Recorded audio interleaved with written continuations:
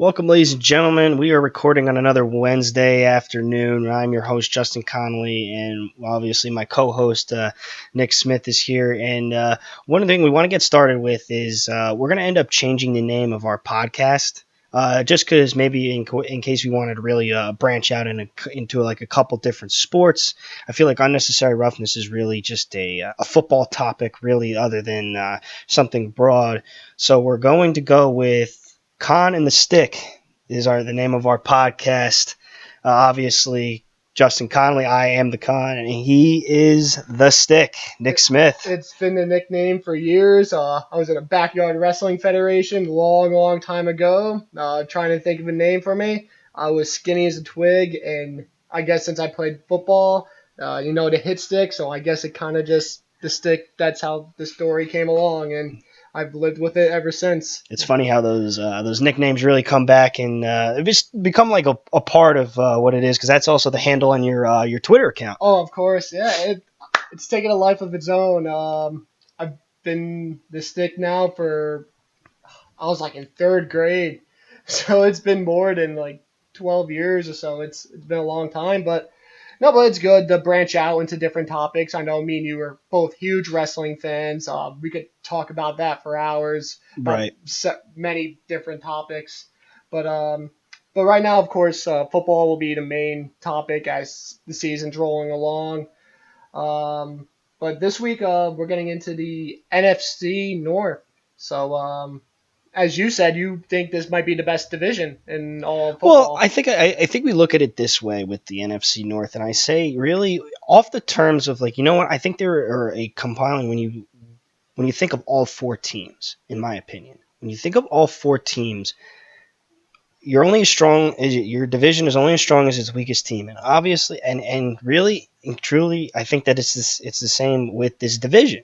Really, I mean, this is why I say they're the best division in football, because I think that this year is going to be the most competitive, and that's why I think this is the best division of football, with all four teams really being in a spot to compete this year. Obviously, I think the lowest on the totem pole in the NFC North is the Chicago Bears, but still a team that I like.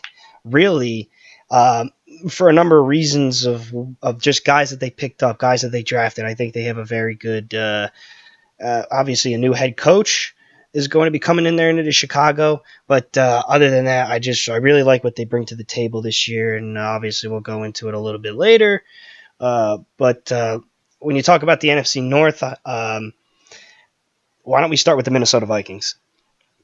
And so I look at this Vikings team, and I just think to myself, wow. I mean, there's a lot of firepower on this.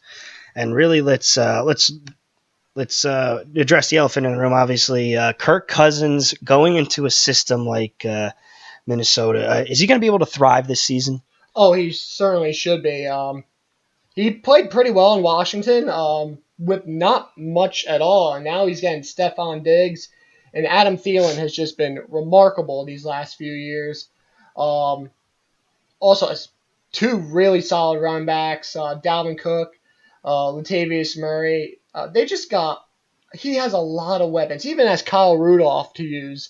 He has so many more weapons now than he's ever had. So I'm expecting a really huge year from Kirk Cousins, and this move is only going to help the Vikings, who had a phenomenal year last year as well. Yeah, I mean, I look at Kirk Cousins, and I really and truly, not a lot of people will agree with me in thinking, you know what the big thing is Kirk Cousins a franchise quarterback? I really saw glimpses of that franchise quarterback when he came in for Robert Griffin when he got hurt right before the playoffs, and he played those last two games, and he played them really well.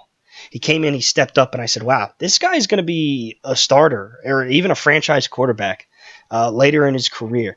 And really, I see him in Minnesota really thriving, because, you know, when he played for Washington, he was still putting up a couple games of 400 yards passing yards, and it really was with below average receivers. He really hasn't had guys like Adam Thielen. He hasn't had guys like Stephon Diggs. I mean, yes, he had a tight end, maybe a little bit better than Kyle Rudolph and Jordan Reed, but I mean, how healthy was Jordan Reed been? And we talked about that.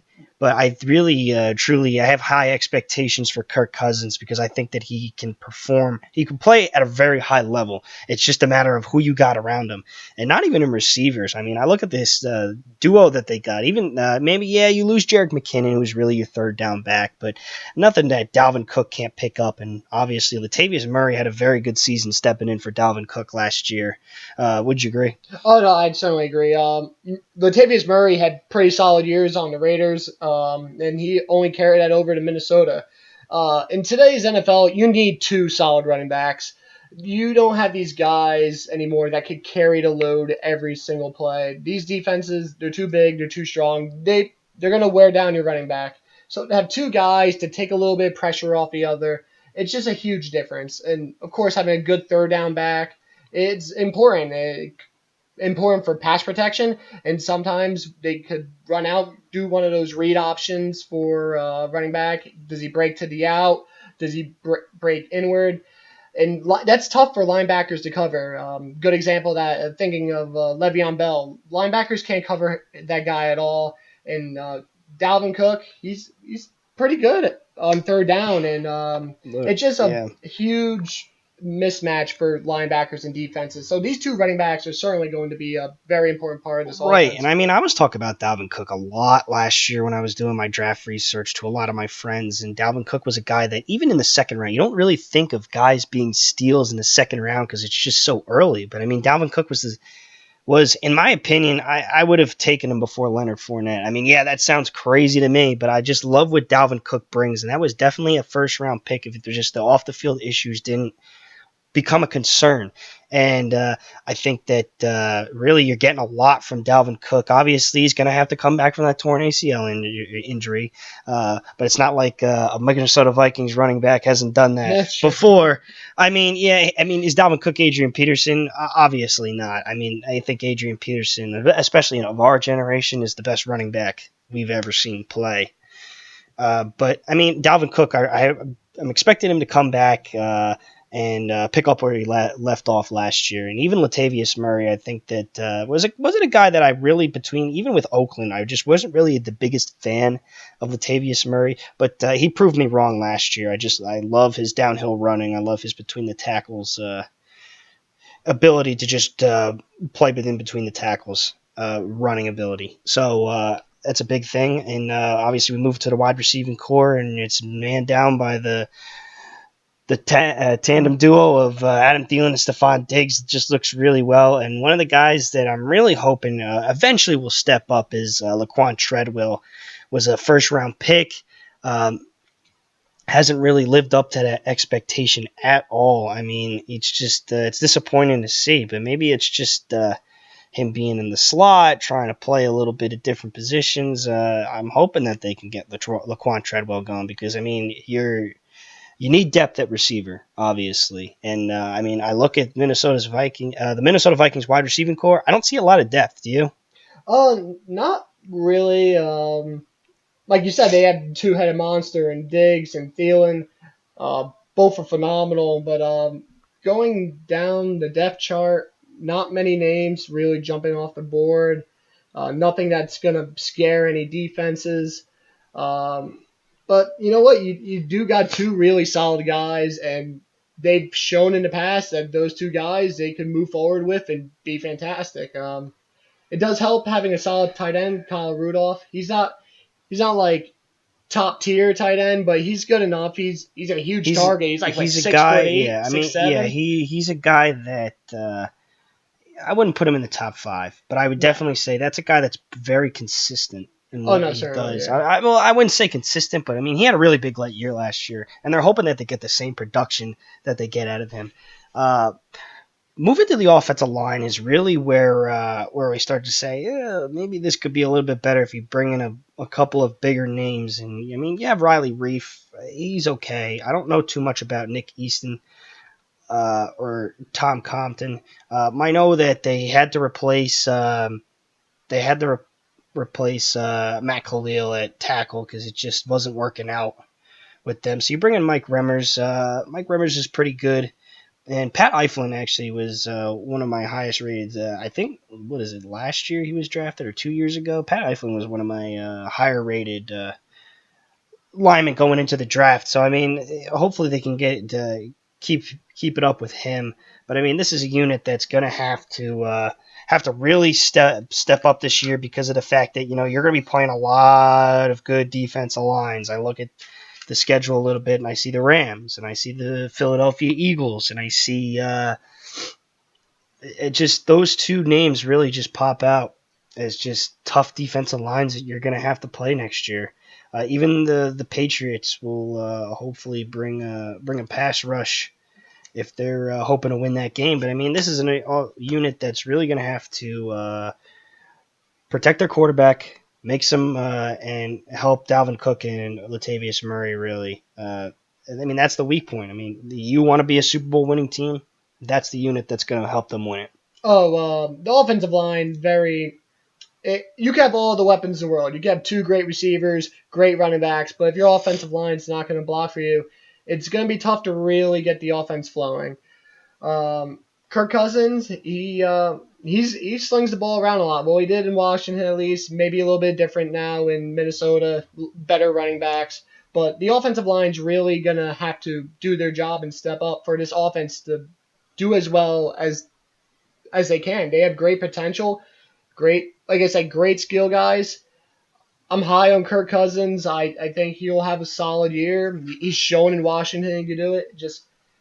You just need those five guys up front to be on the same page. And if something goes wrong there, it's going to really hurt this offense. So hopefully, for Minnesota's sake, this offensive line could really figure it out and pull it together. And I think they will. I think that Mike Zimmer knows what he's doing. Obviously, you lose Pat Shermer, who was your offensive coordinator, but that might be big. But the quarterback coach, John DeFilippo, steps into a role. Hopefully, he learned enough from Pat Shermer to get this offense going. We moved to the defensive side, and just wow. I mean, there's a lot of firepower on this team. Maybe not as much depth on the defensive line, but I mean, you go left to right, and it's just wow. Like Donnell Hunter, Linval Joseph, Sheldon Richardson, and Everson Griffin. That's a dangerous defensive line. Oh, certainly. Everson Griffin's just been phenomenal, and I know firsthand what Sheldon Richardson could do, as he was former Jet. Guy could cause tons of havoc. Does have some issues off the field from time to time, but when he's on the field and he's focused, he could do unbelievable things. Sometimes at that tackle spot, they demand a little bit of extra help from a guard or a tackle. So yeah, this defensive line is just phenomenal. And when you have guys like this, sometimes you don't need to send that extra blitzer. You can maybe keep another guy in pass coverage, just making it easier for the D-backs. But those guys are pretty good as well. Right. So just his defense from top to bottom, it's pretty remarkable looking at these names, honestly. Yeah, I mean, we moved to the linebacker position, and you see two guys. Obviously, right now it's Ben Gideon is a guy I really don't know too much about, but I do know a lot about Eric Kendricks, sideline to sideline linebacker. He knows how to stop the run. He's great at tackling. I mean, it's an aggressive linebacker. That's something that you're going to need.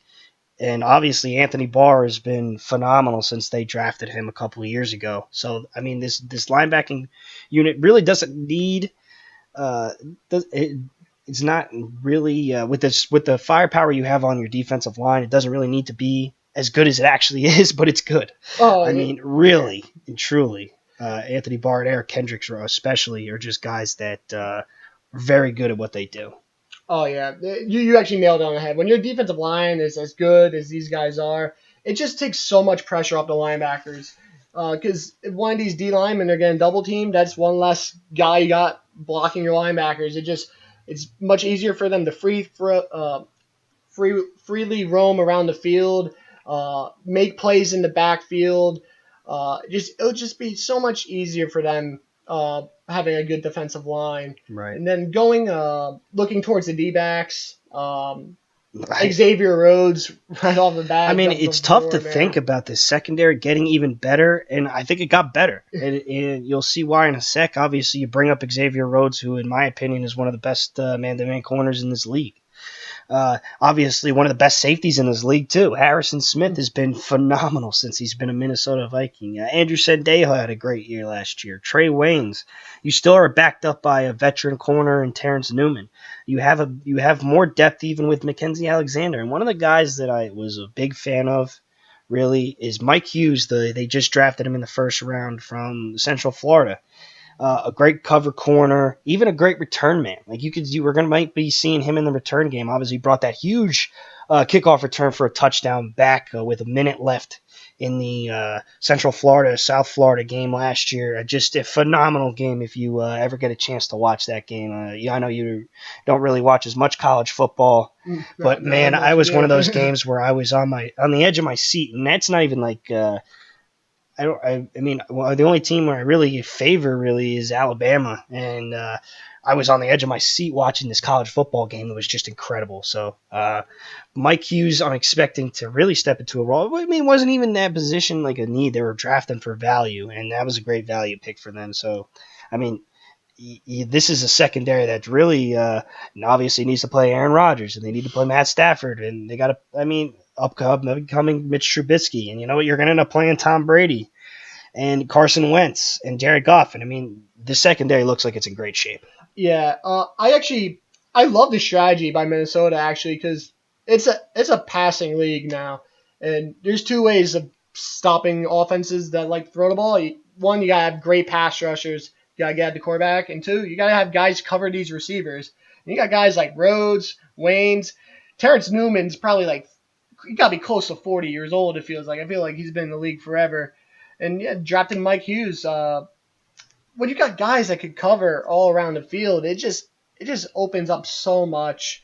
It just Xavier Rhodes take a guy one-on-one and just take him out of the game. It's just so many options, and I just love the way this defense is constructed. Right.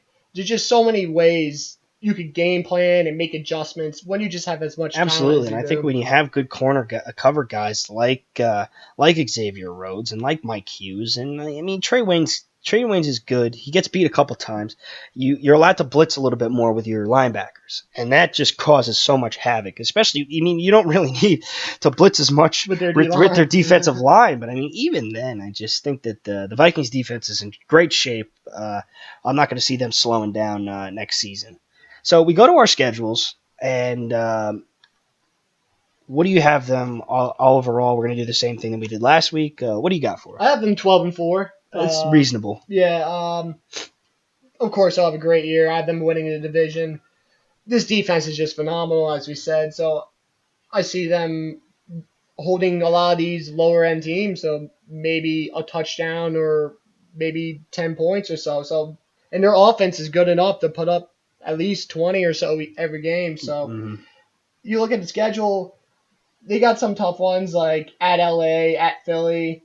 New England's always tough. Green Bay in week 2 at Lambeau. Yeah, it's going to be tough. They actually start off the season pretty tough. Week 2, Green Bay. Week 4 at LA, and Week 5 at Philly. So we'll even see if the Minnesota Vikings can stop the Jimmy Garoppolo train at Week 1. Good Jimmy, yeah. Just looking at these games. One of my games to look forward to. You actually nailed it right on the head. Week 2 at Green Bay.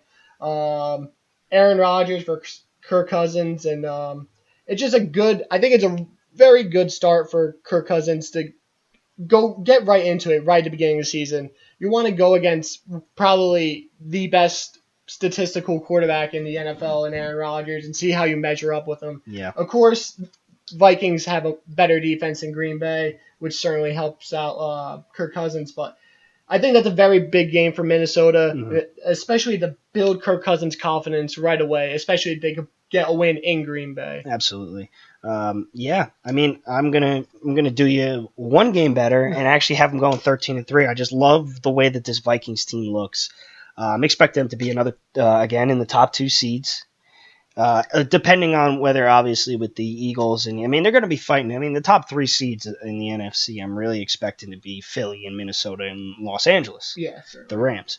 But I really like the way that this looks, and I think their schedule really plays favor to what they do. Obviously, I mean, yeah, I have them. I have them losing week 2 at Green Bay because I just think that it's tough to beat Aaron Rodgers at home. He knows just how to pick your defense apart. You do whether you're how good your defense is. Aaron Rodgers finds a way to do it. I mean, I have them losing to the Rams on the road. It's just the way that this Rams teams looks. It's just a home team advantage. And then the other loss I had them to is Detroit late in the season. I just think that we'll talk about this Lions team either, but I mean, I really like what I see from Detroit. Finally, but. My top 3 games to look forward to is obviously 2 former playoff team games from last year. Obviously, we go to Week 5 in Philly, and that was a game where you'll get the opening drive, you look so good, and then you just fall apart. And I'm hoping that, and this is going to be a really good game to watch. Week 5, obviously in Philly, in a place that you got embarrassed last year. They're probably going to have Carson Wentz back by then. You're not going to have to. Maybe Nick Foles is the kryptonite in that, but we'll see. I mean that's definitely a game that is going to be hopefully a primetime game. A lot of people are going to watch that. I've got Week 8 again.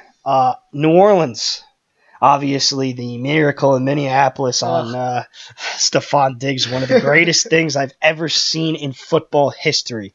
How do you pull that off? It just doesn't make any sense. Oh my God! I was watching. I was actually with you when watching that game. And, it was we were in the common room. We were in the living room in my house, and we just it happened, and all our jaws dropped. I looked from left to right, and all of our jaws dropped because we've never seen anything like that before.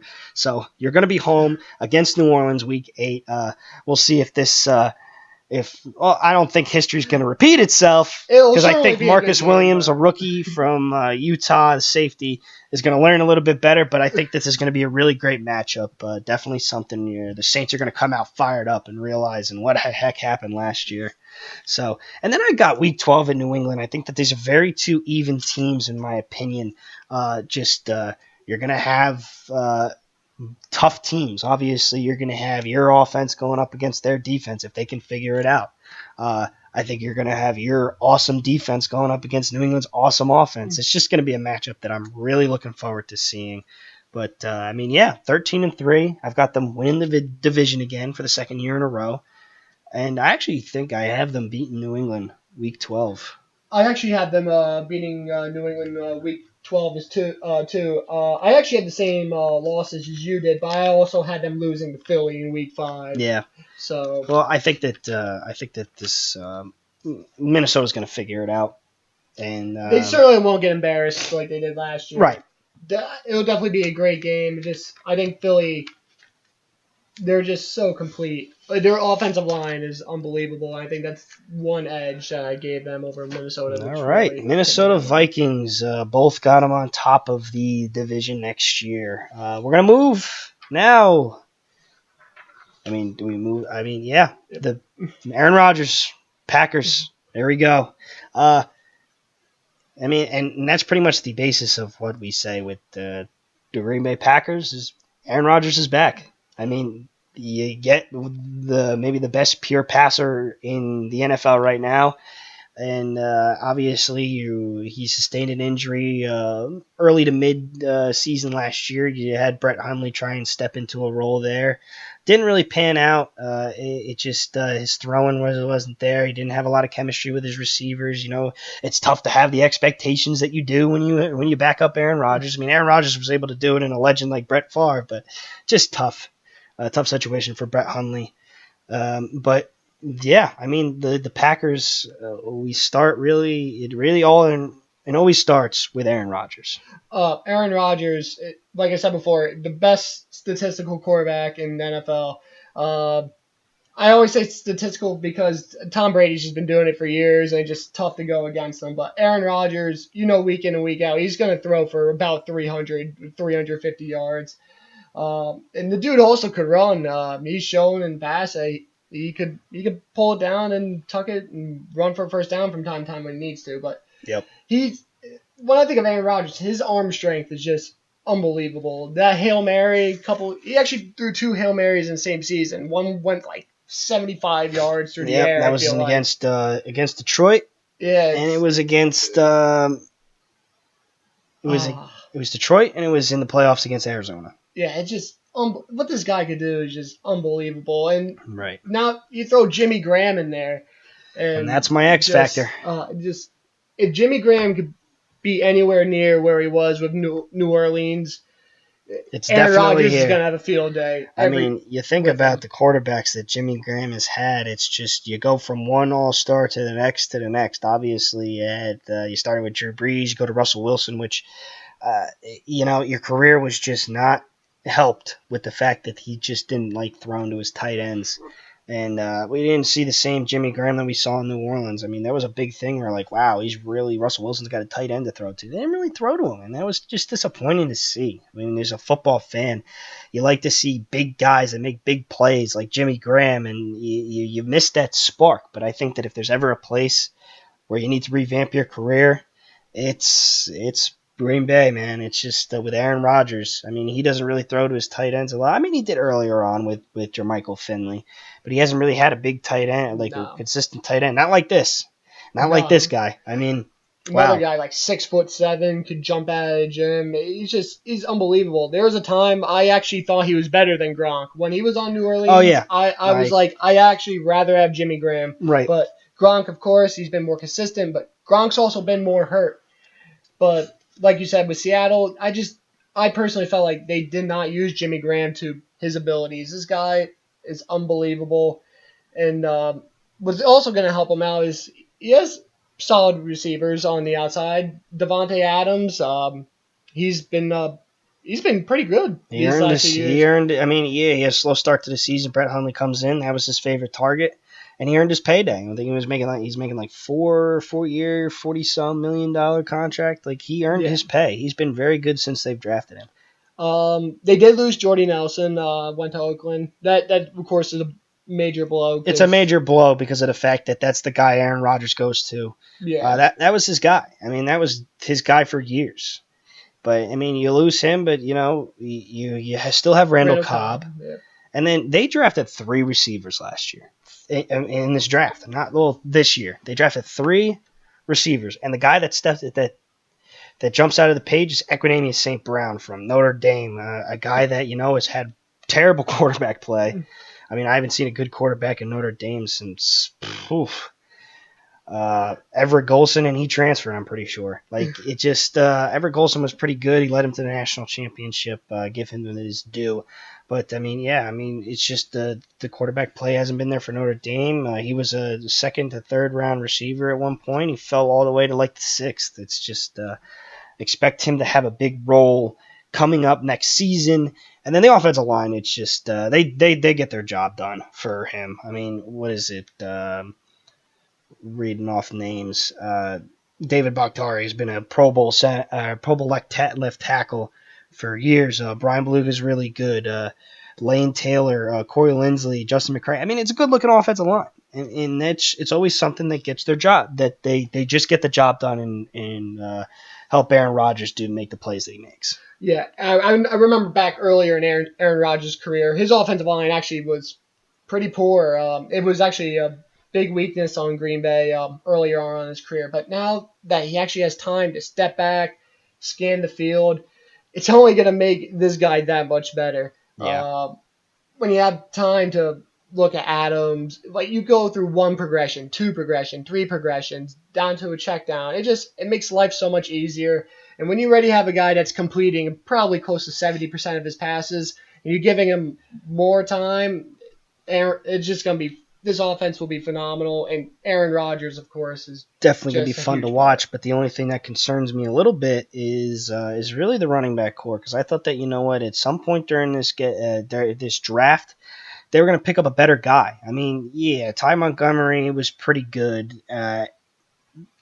Aaron Jones had his moments. So did Jamal Williams. But I mean, I thought you were really going to pick up like a better guy. Like I think they could have gotten a Darius Geis, or they could have gotten a Ronald Jones, or something like.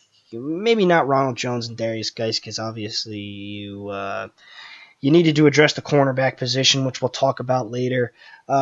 But at some point, I thought they could have taken a much better running back and a more consistent guy. But I mean, they just didn't do it. And I mean, you know what? Maybe they're trusting those 3 guys to to show all production, but I think that there was just too much inconsistency with this running back play, and I think he really hasn't had a good running back since Ryan Grant.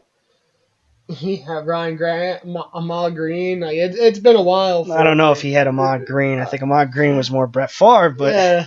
I mean, Yeah, he but could it's have been a been. while. But just thinking like running back wise in Green Bay, they haven't really had a pretty solid, like Yeah, consistent guy in a while. it's just something that concerns me. And Ty Montgomery, obviously a guy who played receiver, he's still wearing 88 as a running back. Like it's Uh, and I mean, you're going to see a lot of split carries, but maybe they just, well, maybe we won't question it. I mean, obviously, they'll figure it out I just think regardless. they know they have Aaron Rodgers, and why run the ball as much when you have a When you guy can that pass the ball with throw the ball 50 the times a man, game? Yeah. So we'll move to the defensive side now, and I mean, they got better. They got better on defense because of the fact that you know what you grab two first round corners, in my opinion, and they got one really late, which was surprising to me that they ended up trading up for him. I think you draft Jair Alexander, who was a guy that flew up the draft boards from the end of the season to draft day.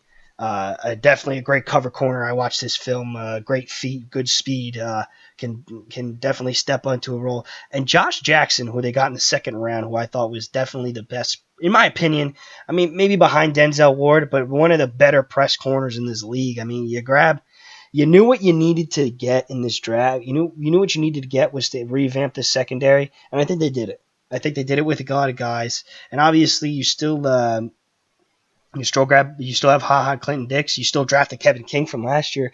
This secondary hopefully is going to be a lot better this year. Oh, yeah, they're definitely gonna need the secondary step up. Just why we were talking about with Minnesota before. You got to cover Adam Thielen and Stephon Diggs, and you're gonna need You're gonna have to. guys. You're also going to have to in Week 14. I'm looking at it. Atlanta, Yeah, Julio Julio Jones. Jones. Yeah, no, you're gonna need guys to cover, and these Yeah, quarterbacks, these good quarterbacks, they're gonna tear apart these you're corners if they're playing. not ready to play. You're playing a lot of good corner wide receivers, and I just that's what it is. I mean, yeah, really, you're gonna have to play a lot of tough receivers, and you need this unit to step up. We go to the linebacker position, and I think they're pretty set at linebacker. I mean, obviously you have veteran Clay Matthews, Nick Perry, who's been all right. I think he's been okay. He hasn't really stood out to me as a guy that's been like, whoa, Nick Perry, that's a guy, that's a dog. But Jake Ryan really stepped into a great role for them since they needed to fill the AJ Hawk uh, hole. And then Blake Martinez also a good unit. And then we go to this defensive line, obviously a 3-4. They were at four linebackers. And I look at Mike Daniels is just a dog. He is one of the toughest defensive linemen in this league. They go with Kenny Clark. I'm pretty sure they got him from Seattle, if I'm not mistaken. He might have played at Seattle. And then a guy you're very familiar with, obviously, they get Mohammed Wilkerson. Definitely a guy that you know very well what this man is Oh capable yeah, of. Muhammad Wilkerson. Earlier in his career, I know he was phenomenal. Out of the Jets' big four defensive linemen that we had at the time, he was probably the best. Seemed like towards the end of his tenure at the Jets, he may have lost a little bit of motivation. I don't know if it was because he was facing a lot of double teams because the team wasn't as good. But I'm really hoping a new fresh start for Wilkerson really jumps up his career again because last year, of course, he struggled a bit, but he has great talent. And especially with this Green Bay team, they got solid guys around him. So I'm hoping a good year for Wilkerson. And like you said, this linebacking core it's solid, but Clay Matthews he could cause havoc on any play, and it's a solid defense looking from top to bottom. It's not Minnesota's, but it's certainly serviceable to get the job done. Yeah, absolutely. I think that I was mistaken about Kenny Clark. I guess they drafted him. I was thinking of Frank Clark was the one of the defensive linemen in Seattle. But yeah, I mean, I think we're going to see a better unit on defense with the Packers, and hopefully this is going to get this team back into playoff contention and really make a run for it. Which obviously with I mean, we keep bringing him up, but number 12, you have him. He's does so many He's great gonna win you things. games, and Right. no doubt. So we go to the schedule, and I mean, I see a lot of tough games. I really do. Obviously you got to play Minnesota twice. You got to play the Rams. You got to play New England. You got to play Seattle and Minnesota. Atlanta. I say Minnesota already, and then Detroit, who we're going to talk about next, is being another tough team. But what do you got the Packers going? I have the Packers going 11-5. Okay. One game worse than Minnesota. There's a little stint in the middle of the season going from week 5 to week 9. They have a bye week, week 7. At Detroit, I feel like it's gonna be a tough game for them. I think Detroit's good enough to beat them at home. At LA, week 8, that's gonna be another tough game on the road against a great Los Angeles team, and then they follow the next week going to New England. So that's a in a 4 game stretch. I actually had them losing 3 out of 4 there. The rest of the way though, I had them. Tough. Yeah, that's a very tough stretch, but I think they're still gonna find a way. They're a great team, great quarterback. So I think they'll be second place in that division, and they'll probably grab a wild card at 11-5. Yeah, I mean, it's going to be tough, obviously, with Minnesota and the way that they look. Maybe Green Bay, obviously, I wouldn't put it past them if they end up winning this division. I think it really is up in the air with the Minnesota and Green Bay. But yeah, I mean, so what do you got? 3 games. Give me 3 of your games for the viewers to watch out for. First game, week 5 at Detroit. Just a huge divisional round. Actually, you even go week 17 at Detroit. You can look at it either way. That week 17 game could be a playoff deciding game. Yeah. Both teams could be like maybe 10-5, 9-6 at that point, and a win could get them into the playoffs. So actually, I'm gonna go with that week 17 game. It's gonna be home for Green Bay, give them advantage, but that could be an early playoff game for us as fans, so that certainly will be entertaining.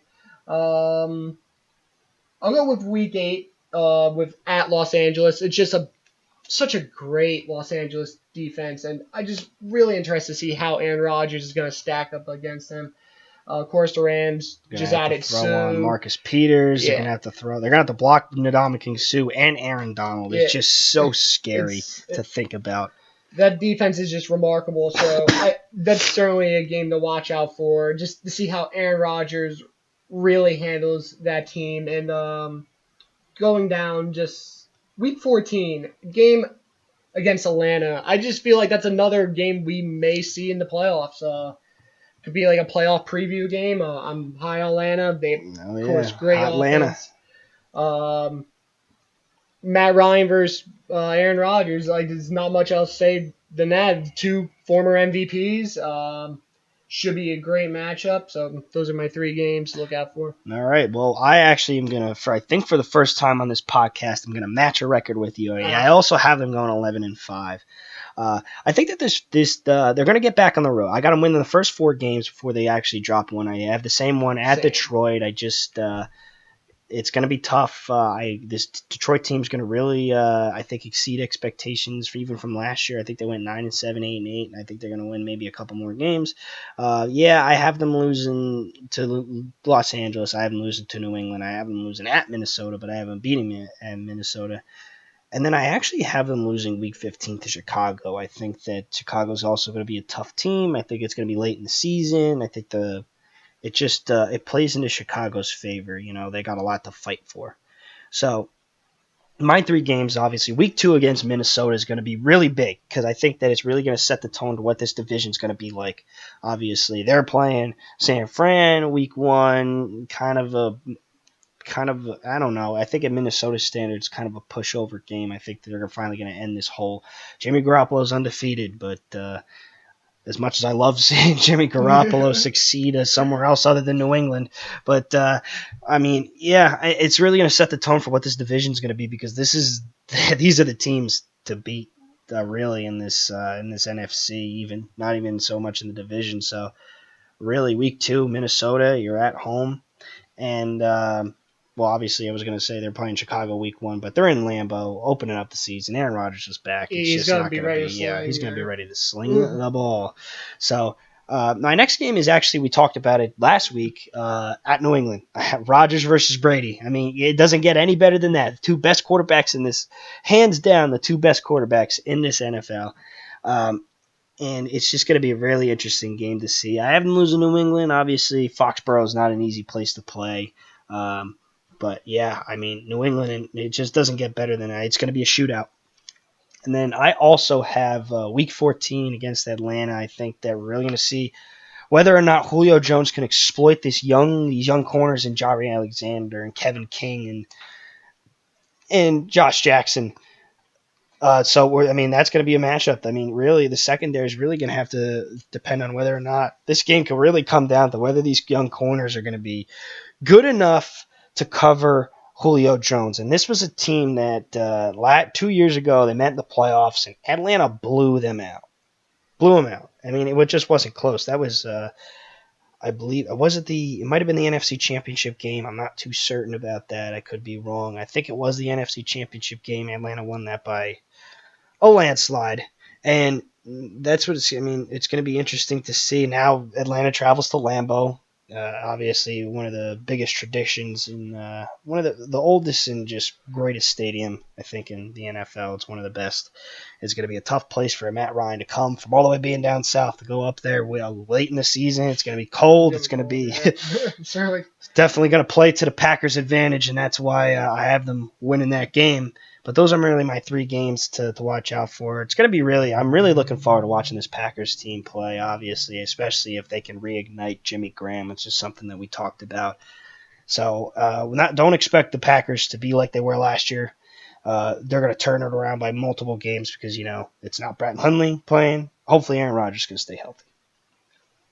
And now we move on to Detroit. And right off the bat, this is a team that I think could also make a playoff run.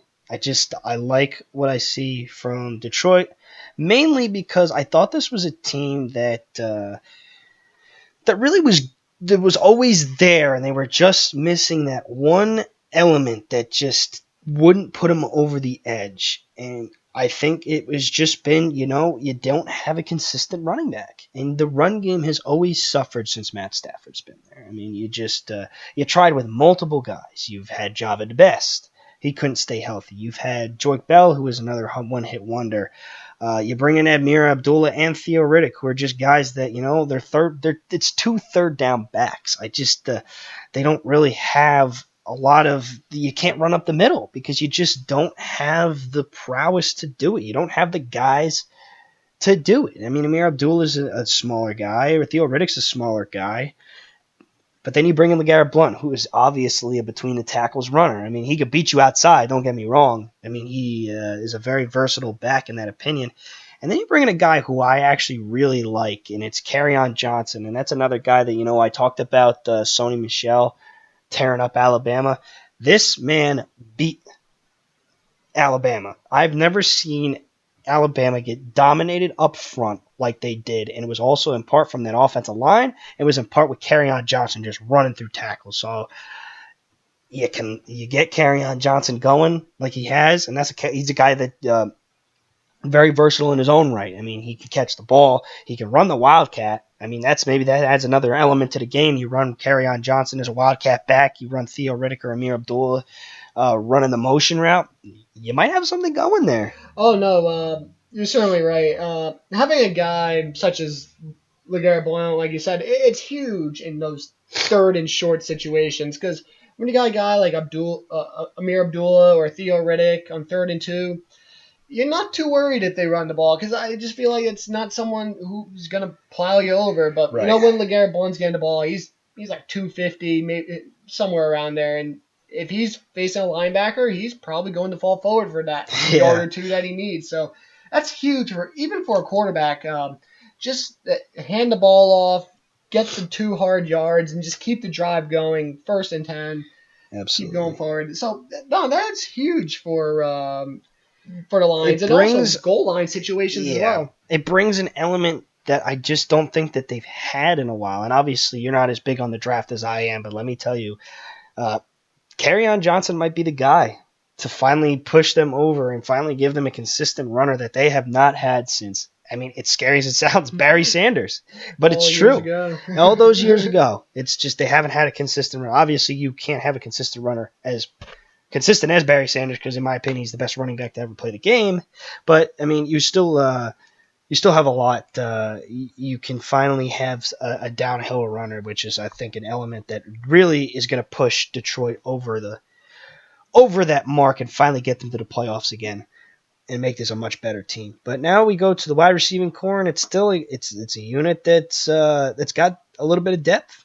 And obviously, you have Marvin Jones and Golden Tate have been two very good guys. Obviously, Marvin Jones coming from Cincinnati, he played really well last year, in my opinion. Finally, ended my doubt in the fact of whether this guy could play or not. Really be more of a consistent target, and he was. And I wasn't ever too sure about Marvin Jones. I thought he was good in Cincinnati, not great, but I thought he had a really good season for Detroit. And then you got Kenny Galladay, who was a guy that was really big in the preseason last year, and it was actually a guy that I picked up on my fantasy team early on in the season, and I played him week 1, and he caught 2 touchdowns, and I was like, wow, this guy's going to be great for me. And then he just didn't do anything the rest of the season. But from what I've been reading, what I've been researching, he's been really active during the offseason. He's been really good, being really progressing, I guess would be the word there. And I'm expecting more production from him. I don't think they're going to move him into the slot. It's a big body guy that almost a Calvin Johnson like build to him. So Stafford's got a lot to work with. Yeah, he certainly does. But yeah, with those big body guys, like that's huge for goal line situations. Like, and almost similar to Calvin Johnson, when you got a guy that's pretty big at wide receiver, you just gotta lob the ball up to him and have him beat corner 1-on-1. And with the way these receivers are nowadays, they usually pull it down. And Golden Tate, Yeah. he's one of those. He's pretty consistent in my eyes. Like, he's one of those guys. He could run the slot if you need him. He's a smaller guy, Golden Tate. He's always there making big plays for the Lions though when they need him. I know down the stretch last year he had some pretty solid games, and it also helps when you have a guy like Matt Stafford. Right. Another guy has an absolute rocket of an arm. He's had his injuries in the past, shoulder issues, but if this guy could stay healthy, he's pretty good. Yeah. He does turn the ball over from time to time. He's a little interception prone, but from a pure physical arm standpoint, this guy could sling it with almost anyone in the league. Oh yeah, Matt Stafford, strongest arm in the league. A guy that I think that not a lot of people talk about him because he just doesn't. He's not one of the household names, but definitely a guy that has been around for a while, has done his part, and I think that he hasn't been as good as he has been because he hasn't had the run game or even the offensive line support to really support him during it. Obviously, it's you make things work when you have a guy like Calvin Johnson for most of your career. One of the best receiver, if not the best receiver that we've seen play in our era. Randy Moss, but really growing up, it was Calvin Johnson. That was the guy. But we moved to this tight end set, and I see Luke Wilson, I see Levine Tololo.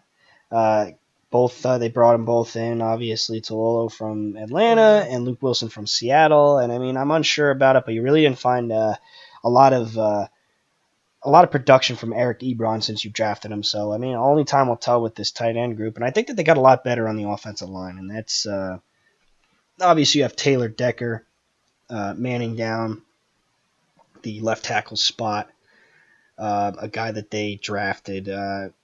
I don't know too much about Kenny Wiggins. I know TJ Lang. TJ Lang was very good for Green Bay. Graham Glasgow is slotted at center, but I could see them. They didn't really reach. I thought, in my opinion, for Frank Ragnow from Arkansas, if they didn't think he was going to be the guy coming in week 1 and really taking over that spot. And then Ricky Wagner's been pretty good too, so I'm expecting a lot more. They're really going to protect Matt Stafford this year. So that's, the offense looks really good. No, the offense does look pretty good. Like you said, the additions to running back is certainly going to help the offense. Certainly help Matt Stafford a lot because when you can run the ball, it opens up the passing game a bit. Like we said, they got solid receivers. Guys like Golden Tate, Marvin Jones, and hopefully Kenny Galladay could continue his week one performance from last year. Yeah. Not 2 touchdowns every week, but just kind of make some big plays from time to time because it just helps open things up on the offense. Now going to this defense. Let's see. Trying to think of names that go right off the board. Ziggy Ansah is a name. Yeah, Billy Gans is a really good defensive end. Yeah. I mean Darius Slay, Oh yeah, there's definitely a guy that's been a consistent number one guy for them on defense. But I mean this is an off. I mean this is a defense that maybe didn't go in the direction that I thought they were going to go in with this draft. I think they really needed somebody opposite of Ziggy Ansah to really start generating a pass rush. They just haven't been able to do it. But then you bring in Deshaun Hand, who is he's been good for Alabama. And I mean, yeah, you bring in these Alabama defensive linemen, and they all start. I mean, obviously you got Ashawn Robinson there at left. At the D tackle spot, and that's a Bama guy. I mean, it's only a matter of time before these guys step up because they've just been in a top level defense and they can really translate a lot well. So maybe this and then you have Jeremy Ledbetter. I don't know too much about him to really say whether this defensive line is really going to be good. I mean, Cornelius Washington, Kerry Hyder, Anthony Zettel, all guys that need to step into a role and generate a pass rush because I mean this just hasn't been there for Detroit, and that's I think that's the difference between them being successful and not being successful. You realize, I mean, you look at, I mean, I'm pretty sure we said it before. Look at the last couple of years with just the best teams generate a pass rush. I mean, look at last year. I mean, the Eagles won. Biggest play in the Super Bowl was that forced fumble, right? On Yep, the sack. absolutely. That I mean, it just changes the game because when you can pressure the quarterback, he's going to start making mistakes, and that's what it is. So we actually see two new faces on this defense with the linebacker position. They have Gerard Davis, and then they bring in Devon Kennard from the Giants, and they bring Christian Jones in. And Gerard Davis was a guy that I thought that they stretched for last year, but really stepped into a role and made a lot of big plays for them at the middle linebacker spot. So obviously, we'll see how this linebacking core if Kennard and Jones can step into a role that they both had in their respective defenses last year. We'll see a good unit when it comes to the Southland with this linebacking core. And then we go to the secondary, and I see a lot of good names here. I see Darius Slay. I see Glover Quinn. Glover Quinn's been a pretty consistent safety for a number of years. I don't know too much about Tavon Wilson, but I see the name New England next to it, so I'm sure he'll step into a good. Yeah, he's had some good coaching there. Nevin Lawson, Quandre Diggs, and then I mean Jalen Tabor was a guy that was supposed to be one of the best cover corners last year, going into the draft last year. Never really panned out. I mean, but he's going to be manning down, I think, that nickel spot. So, I mean, it's really important to have a good, especially when you're playing two like tough teams. I mean, it goes back, and that's what it is that you win in this division with good corner, with good secondaries, because, I mean, you're playing against a lot of pass-heavy offenses. It's like what we said before. When you're going against great quarterbacks, such as Aaron Rodgers, and Kirk Cousins is pretty good himself, you got to either find a way to get to the quarterback, or you got to find a way to shut down these receivers, and that's why I have Detroit probably falling to the third slot in this division. Just they don't have enough on the defensive end to really get to the quarterback, or their corners aren't good enough to really lock down guys like Adam Thielen and Stephon Diggs. So defensively, in this division, they're going to struggle because great offense from Minnesota and Green Bay, of course. But overall, though, I think this Detroit team will have a pretty good year. They struggle in the division a bit because, of course, two great teams ahead of them. But I actually, just looking at the schedule now, I actually have this Detroit team going 9-7. All right, so yeah. Like they play Minnesota twice. It's gonna be tough games. At Green Bay, of course, is gonna be tough. playing New England's not going to be easy. There's actually stretch in the season where they play at Minnesota, at Chicago, and at Carolina. And I Are actually they think, at Carolina or are they? oh no, they're They're home home against against Carolina. I Carolina. was just making sure they Yeah, had the same thing. Yeah. I actually have them dropping all three of those games, but I actually have them starting off the season 5-1 though, beating New York, uh, beating San Fran, then losing to New England. Had them beating Dallas, and I actually had them beating Green Bay at home.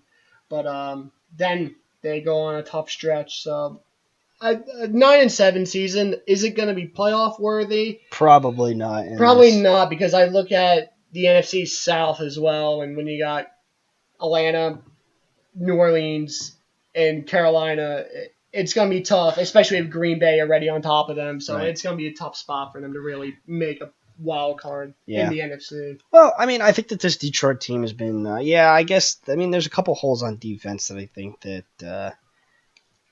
really is going to affect them playing against those tougher teams like Green Bay and Minnesota and the Rams. But I mean, I actually look at this and I say 10-6 because I just think that I think they finally have a high-powered offense, which I mean, I'm not saying that they've never had, but I mean, I love, and it goes back to those running backs. I just love that they finally have a lot of flexibility when it comes to running backs. I mean, are you going to run a 4 running back rotation? No, I think one of those guys is going to get cut.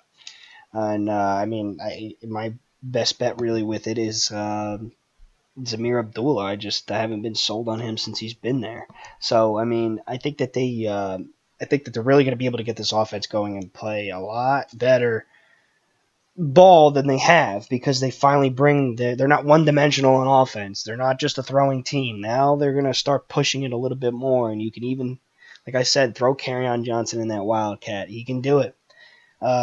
Expecting him to have a big role this season. So I actually have them a couple different games. Obviously, you have them going 4-1, or would you say early on in the season? I actually have them to 6-1 to start the season. Actually, 6-1.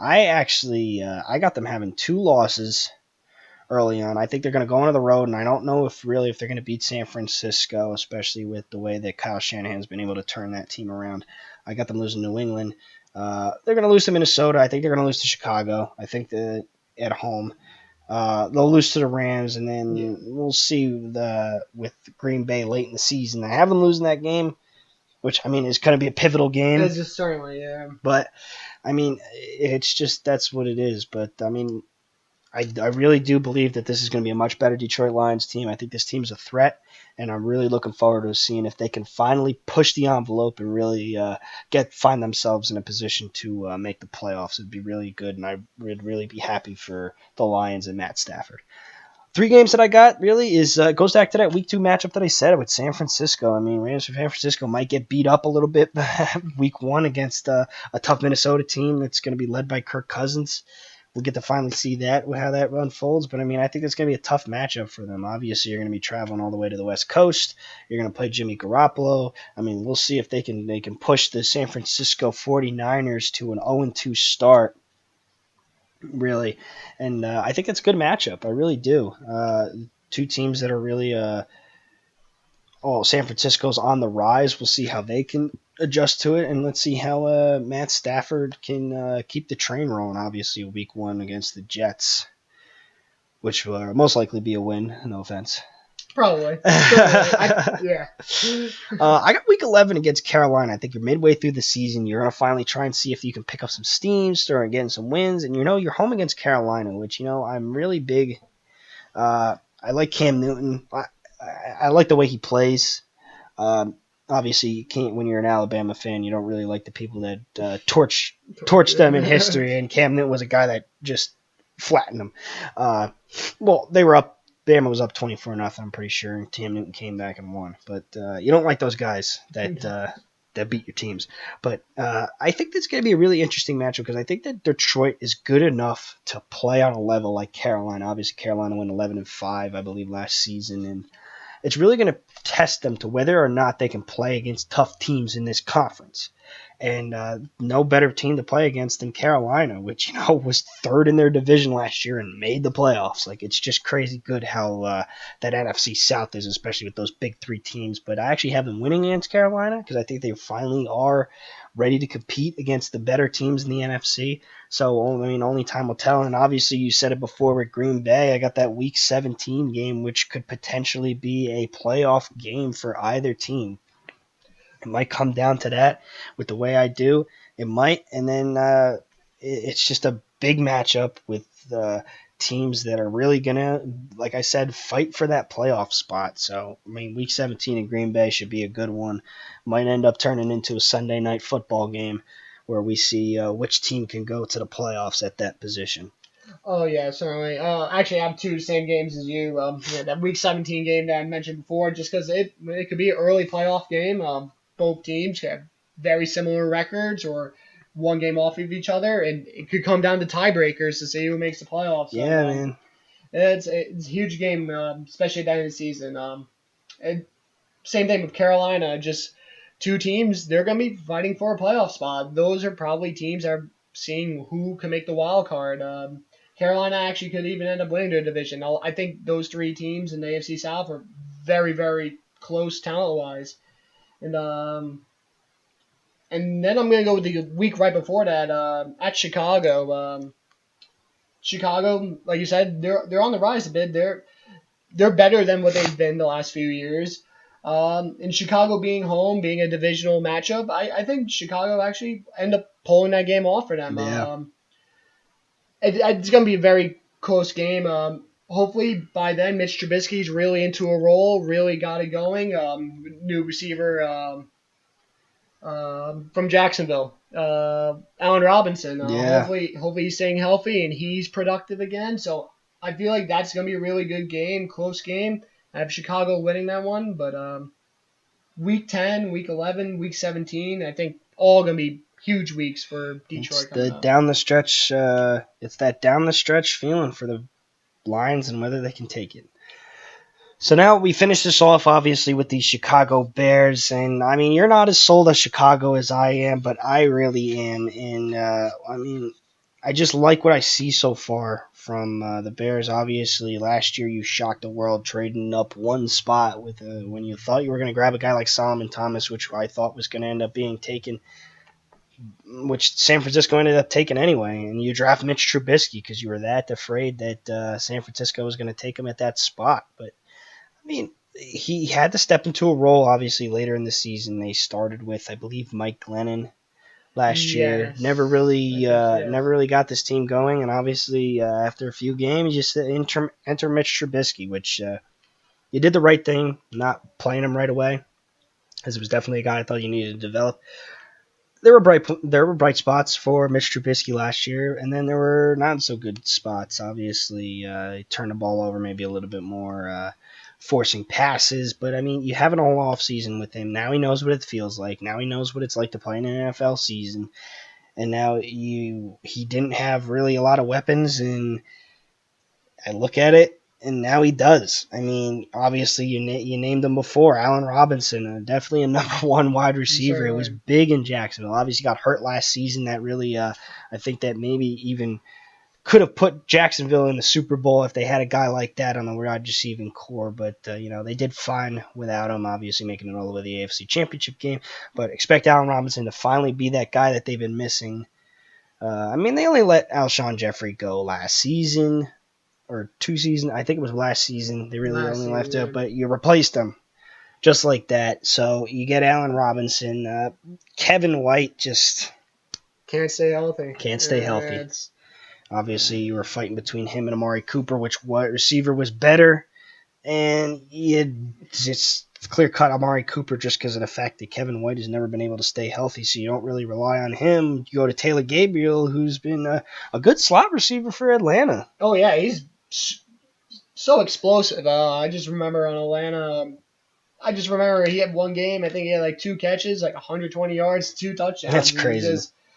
He's just an explosive guy. He's going to be running vertical routes. He's not a big guy. He's just small and shifty, but he could fly.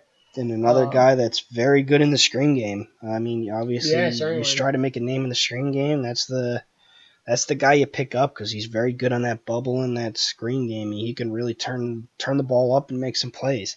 And then a guy that I thought was one of my dark horse guys in the draft was Anthony Miller. Loved what he did at Memphis.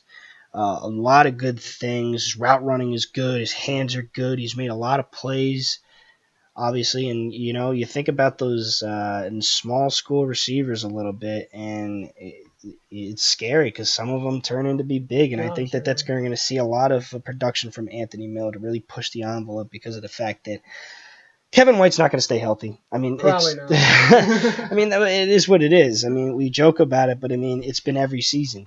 And then you even bring in Javon Wims. You drafted him late, and that was a guy that was really a. We talk about the big body goal line receiver. That's what he was for Georgia. So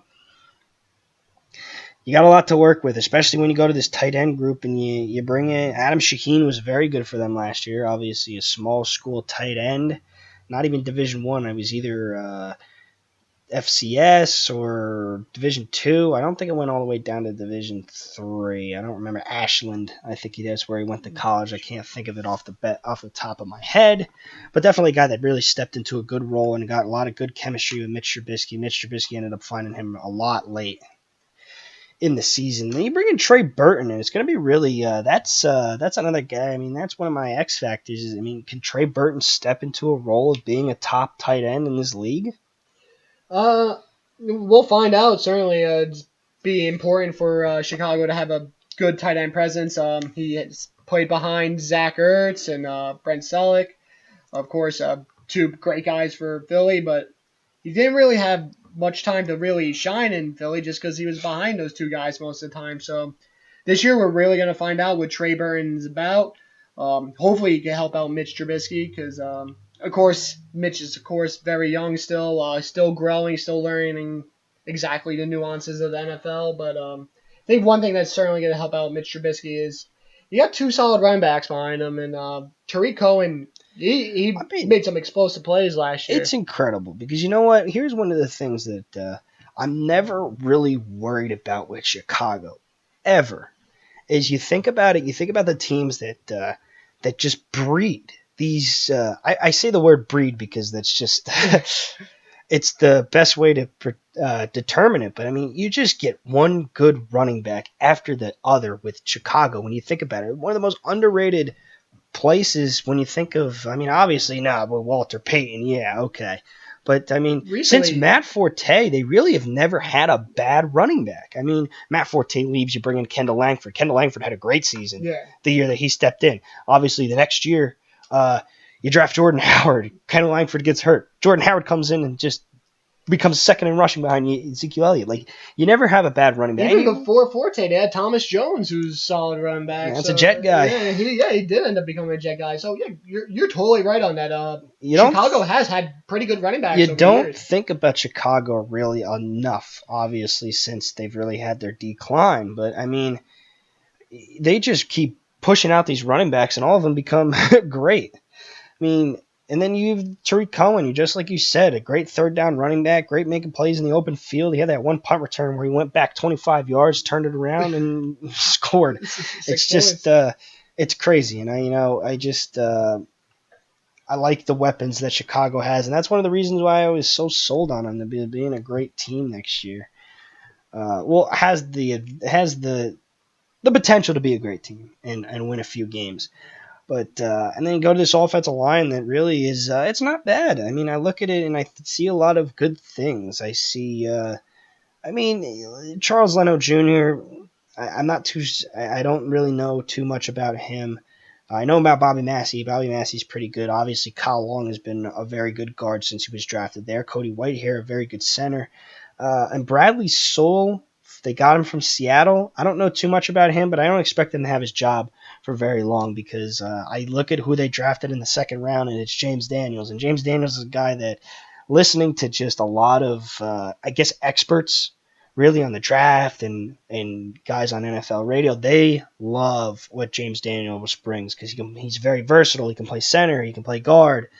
something happens to Cody White here, yeah, like I said, he can step into center. I mean, he's very good. He's a very big physical guy, and that's what you want in those interior lineman spots. So I don't expect Sol to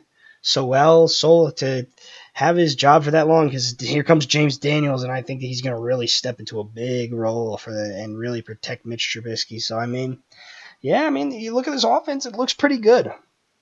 It does look solid. No, Allen Robinson, of course, is the superstar on this offense. If Right. he can stay healthy, of course, the ACL injury last year basically missed the entire year. He's had almost a full year to recover now, but that's a guy that Mitch Trubisky is going to have to rely on to have a good year, because Yeah. you need that go-to guy on third and medium, maybe third and 8, just someone you can rely on to make a big play for you. And for Mitch Trubisky, that got to be Allen Robinson. Yeah. And even Tariq Cohen, like we said, he's just a big playmaker, big playmaking type guy. And on third down, he's going to torch linebackers that are covering him. So they do have some mismatches that they can use to their advantage against defenses, and it's certainly looking like a brighter season for Chicago this year than the Yeah. past few. So, and then we move to the defensive side, and I see a lot of talent on this defense. I mean, we start obviously with, I'm going to start with this front seven, because it's kind of tough when you got to start managing a 3-4 defense, and obviously it's when you go to this defensive line, you don't really think of a lot of 3-4 guys that just jumping out of the page for you. But I mean, Akeem Hicks has been very good for him. Eddie Goldman has been a great nose tackle so far for the Chicago Bears. He made a lot of plays plugging up that middle. Jonathan Bullard, another guy that's been very good for them. And then you go to this linebacking core, and it just looks really good to me. I mean, Aaron Lynch, great guy. I mean, you get Aaron Lynch, who I thought was good for San Fran, made a lot of plays off the edge, can rush the passer. Leonard Floyd has been outstanding for the Bears since they drafted him. Danny Trevathan, obviously a former Super Bowl champion with the Denver Broncos, stepped into a role with them, and then there's that name. I gotta say, as much as I love Saquon Barkley, and I thought that he's just playmaking, this is my favorite guy from this draft class, because you watch Roquan Smith. They drafted him. I was like, wow, this is really going to push the Bears' envelope, because you watch Roquan Smith tape, and I go, you know what? If you get a chance, just Georgia Bulldogs versus Oklahoma, one of the greatest games I've ever seen too. It's just, this man is all over the field. He wore number 3 for the Georgia Bulldogs. Like I said, you don't watch a lot of college football. I mean, but you gotta watch this guy play. And even next year, every single time there was a tackle, you saw number 3 in there. It was just I haven't seen that tenacity. I haven't seen this sideline to sideline just prowess from a college guy since Luke Kuechly. Plain and simple. I mean, this guy's incredible. Yeah, it's actually funny because just talking about Chicago and this great linebacker, it just makes me think of Brian Urlacher, how they haven't been good since he's been gone. And you know what? Maybe just upstairs in the front office, they're like, we got to get a guy just like him.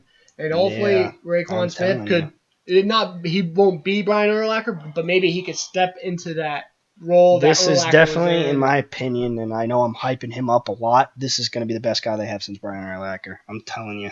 He's just incredible to watch. I don't really look at a lot of defense. Obviously, as a former wide receiver, I'm more of an offensive guy than a defensive guy, and I don't really get so excited over watching defenders play. Yeah. But, I mean, man, he is so exciting to watch, and he can cover the pass, too. That's what makes him so versatile and makes him so good, and that's why he was a top 10 pick.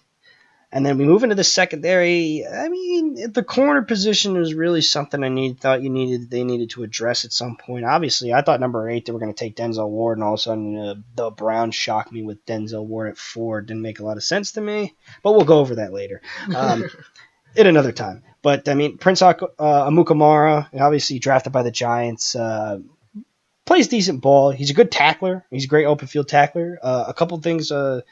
Obviously, with his coverage is a little shaky, but I think they have 2 good safeties in the middle, obviously. Adrian Amos is good, And then Getty Jackson obviously stepped into a huge role last year and really caused a lot of turnovers. Obviously, he had that one game where he was the first player or whatever to bring back 260 plus, 70-yard plus intercept Yeah. or defensive touchdowns. And that's a guy that was really big for Alabama, dropped really low in the draft. Obviously, he tore his ACL, broke his leg, something like that. And then you go to Kyle Fuller, has been really the guy in that secondary for a while, and then that just goes back to our theme of secondaries in the NFC North. These are the guys that need to step up because you got to play Kirk Cousins in that tough wide receiving core. You got to play Aaron Rodgers in that tough receiving core, and you got to play Matt Matt Stafford Stafford. in that tough receiving core. And this is really that puts the Bears in a tough position because you're playing against three great quarterbacks, three great wide receiving cores. I mean, those are the guys that are going to make the biggest difference for the Bears. Oh yeah, it's gonna be huge. Just for what you mentioned, you're going against three great quarterbacks in your division. And the key for these guys is they gotta find a way to force turnovers because you gotta get the ball out of these quarterbacks' hands. Like sometimes you gotta take that little extra chance because you know these other teams on paper are better than you. So sometimes you gotta go for that home run swing. So maybe just like what we said with Eddie Jackson, brought back two 70-yard plus defensive it was touchdowns. something I haven't seen ever. So So they're gonna have to make plays, and you got to take the ball out of these quarterbacks' hands and put it into Mitch Trubisky and give him a chance to shine. Um, yeah, these DBs they're gonna have a lot of pressure on their shoulders, of course, but they're certainly gonna be crucial to how yes, the Bears season goes this year. yeah, and I mean now we go to the schedule, and I mean I told you how big I was on Chicago, but I mean it kills me because I say 5-11 because of the fact that I just think that their schedule is just so tough. They're playing a tough schedule. I mean, you play Green Bay twice, you play Minnesota twice. I don't think you're gonna beat Minnesota. I got the Minnesota sweeping them. Obviously, you're playing New England. You're playing the Rams. It's gonna be a tough situation for them, and I'm really hoping that this team revamps and gets a few more wins than I'm setting the bar at really for them. But I mean, I just think that because of they're playing a tough schedule, they're playing games that I think that they can win. They're playing on the road, and I just think it's so tough to play on the road in the NFL unless you're a top tier team. So I mean, 5-11 is the mark that I got them at. But I mean, three. I'm gonna rattle off my top three games. Week one against Green Bay because it's really gonna set the tone for the season. Obviously, I picked a lot of these week one games as really my three games to watch, but I mean this is how it's gonna look. I mean how this is all gonna come together for the Bears is really this week one match. You're on the road in Green Bay, one of the toughest places to play. When Aaron Rodgers is returned to the field, it's going to be a Sunday night, Monday night game. Like you're playing in prime time. Let's see how the Bears can put it all together and get into a roll. And you know what? Even if they lose by maybe seven, like less than 10 points, I think that they're going to be in good shape. And I think that's a lot to be proud of if you're the Bears. It's just going to be a lot of pressure on them to try and go out. And obviously, you want to win week one because that just helps morale so much. But I mean, even if they lose by a short margin, I think it's a lot to look forward to when it comes to the Chicago Bears season. I got week 6 in Miami. I think that you're playing against your former offensive coordinator and Adam Gase. Adam Gase knows who your guys are. You're gonna know what Adam Gase does. Obviously, you know what? Maybe you don't have John Fox. You're bringing a whole new coaching staff, but I think it's gonna be really interesting because I think they're two very, I guess, even teams really with the way that their personnel and stuff goes. Uh, the Miami does things that's good. Chicago does things that are good. Miami does things that are bad. Chicago does things that are bad. I think that it's going to be a very interesting game to watch because of the fact that I think they're very even teams. I think they both do a lot of things good and bad. So it's going to be those mid to lower teams in the league going at it week 6, especially with Chicago coming off a bye. Let's see if they can plan really hard for Miami. And then I got week 13 against the Giants because this really is going to put it to a testament of whether or not how good this defense is going to be because of the fact that you're playing against two of the most electric players in the NFL. I mean, and I say that before he even steps on the field for one game, and I say Saquon Barkley because I just you watch that guy play in college, and that was just a man among boys. It was just incredible to watch him play, and I think that it's going to be really. Can you stop him? And then can you stop the other electrifying player? It's Odell, and it's going to put a damper on your secondary. And this is going to be late in the season. You know, you're going to try and make a push. I mean, this last late season push.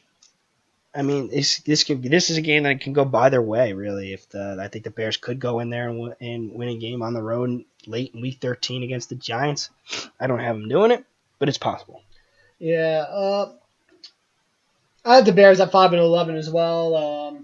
I actually have them starting off the year pretty solid. I actually have them starting off 3-1, losing Week 1 to Green Bay, beating Seattle, beating Arizona, and actually beating Tampa Bay. But the rest of the season, it's just a lot of tough games for them to win.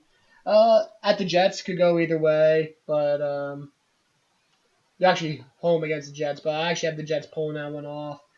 At Miami, it's another one of those games could go either way. But you look at the end of the season, they play Detroit, Minnesota, Detroit again. The game go up with the Giants, and then they go against the Rams, Green Bay, San Fran, and Minnesota. They've got a tough end of the schedule. And that's just all really tough games for Chicago. I actually have them losing the last 7 of the season. Yeah. It's just a tough stretch for them. Like they're an okay team, but like they're not. They're in a really good division, which hurts them. I have them getting swept by Green Bay, swept by Minnesota, and I had them 1-1 with Detroit. But it is gonna be tough for them because, like we said, they play a lot of really good teams. Games I was looking forward to Week 9 actually at Buffalo because just 2 young quarterbacks going at it. Mitch Trubisky and probably Josh Allen's going to be quarterbacking for Buffalo. So just 2 young guys really slinging it, showing what they got. Mitch Trubisky has a better offense around him. Of course, Allen has LaShawn McCoy, but for Trubisky's sake, he has Allen Robinson, has Tariq Cohen, has a little bit more options to use. I find that game should be pretty good. It should be a close game. 2 lower end teams in the league. I actually have Chicago pulling that one off. Looking around. Also, Week 3 at Arizona, another close game. Who knows? Sam Bradford could be hurt by that time too. Week 3, you never know the way he plays. Yeah, I mean, And they got I Josh think that Rosen. I actually have. Well, I mean, let's not mistake with Josh Rosen. I think that he's a very good quarterback, and I think that maybe you don't know enough about Josh Rosen. But I think Josh Rosen is going to eventually put this Arizona Cardinals team, push them over the edge. But I mean, yeah, I mean, who knows? I actually have them losing to Arizona, but. I mean, I think that's a game that can go either way. Yeah, because Arizona just another team, not many players offensive. Well, they got David Johnson, but he's coming off an injury, and that'd be early in the season. And Fitzgerald, he's just really old. Like he's one of the best we've ever seen. Like you said, him and probably Calvin Johnson and Randy Moss. Calvin Johnson, yeah, it's just they're the best we've seen, and it's just. He's just up there in age. So I think that'd be another good game. It's just a lot of. It's just gonna be a tough season for not because they're not talented. Just they play a lot of really good teams. Yeah, and it's gonna be tough for them to pull some of these games out, especially when they're on the road. Right. Because like you said, a lot of their chances to win, they are playing on the road, and like most options, you're gonna take the home team. Just because you got that home field advantage, you don't have to travel during the week. Yeah, that extra travel, you get a little bit better sleep. Like all those little things, they matter in the long run. So 5-11 season for the Bears, of course being last place in the division, but their future is only pointing upwards, and they're going to be a better team. I mean, I think that if the schedule favored them a little bit more, I think that they would win maybe 1 or 2 more games and finally push them over that losing hump that they've been on for a couple of years.